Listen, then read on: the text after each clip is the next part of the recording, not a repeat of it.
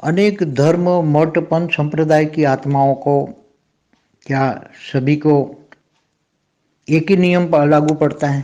सभी आत्माओं को अगर जन्म मरण से चक्र से ऊपर जाना है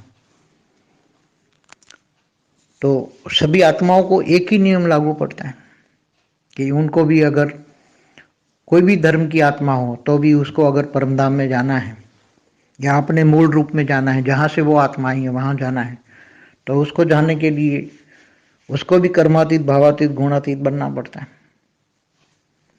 हाँ, आत्माओं के ऊपर जो आवरण है वहाँ आत्माओं का नेचुरल लॉ होता है, आत्माओं का नेचुरल लॉ।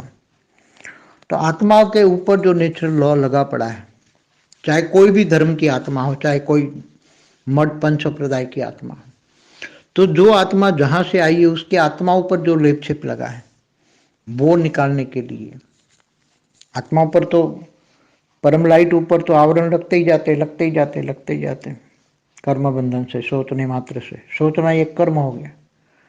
तो ये उसको वापस जाना है अपने मूल रूप, जहां से आई है, जहां से भी आत्मा आई है, चाहे गैलेक्सी से आई, यूनिवर्स से आई है, G1 G2 से आई, तो उसको वापस जाना है, अपने रचयिता के पास जाना है।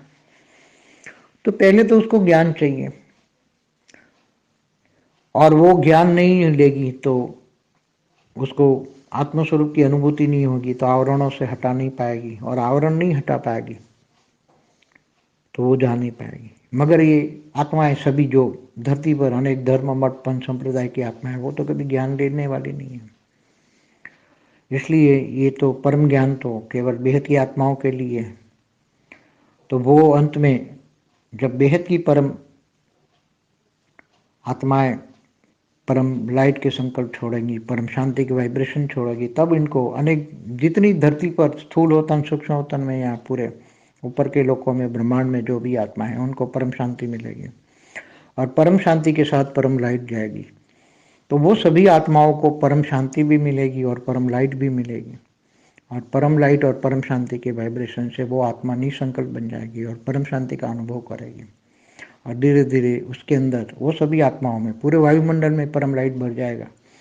तो वो आत्माएं धीरे धीरे धीरे निसंकल्प बनेगी और अपने कर्मों पर खूब पछताएगी। पहले उसको पछतावा होगा, अपने कर्मों पर खूब रोएगी, पछताएगी, अपने जूते से अपने शरीर को पीटेगी। तो आत्माएं धीरे धीरे धीरे आत्मा रिफाइन होती जाएगी, आत्मा के ऊपर का रिफाइन हो जाएगी, और कमजोर आत्मा होगी तो वायुमंडल में ही डाइल्यूट हो जाएगी। और जो बहुत पावरफुल आत्मा है तो वो आत्मा निराकारी बन के फिर अपने अपने रचिए ऊपर के आवरण, आत्मा के ऊपर के आवरण हट जाएंगे। तो या तो आत्मा वायुमंडल में, परम लाइट के वायुमंडल में डाइल्यूट हो जाएगी, माना मुक्त हो जाएगी। डाइल्यूट माना मुक्ति, माना अस्तित्व खत्म, माना मोक्ष।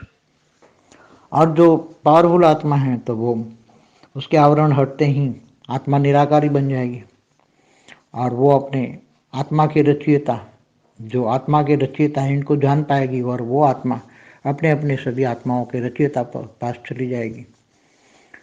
तो ये एक बेसिक कंसेप्ट है।